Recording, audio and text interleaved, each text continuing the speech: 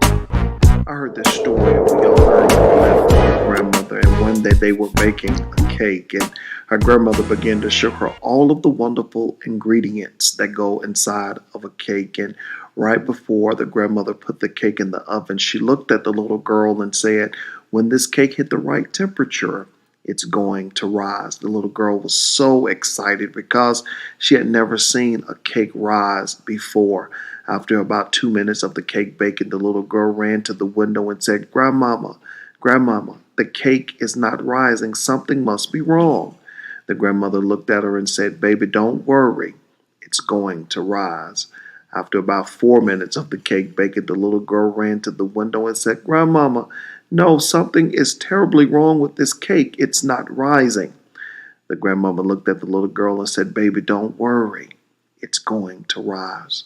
The little girl forgot to go back and look, and after about an hour, she remembered, ran back to the window of the oven and looked in, and a smile filled her face, and she was so happy. She said, "Grandmama, Grandmama, the cake is rising." The grandmother took the cake out of the oven and let it cool and began to ice the cake. And the little girl was watching with so much joy in her eyes and in her heart.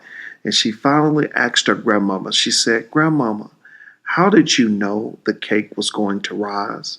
The grandmama looked back at her and said, "Baby, because I put something in it to make it rise."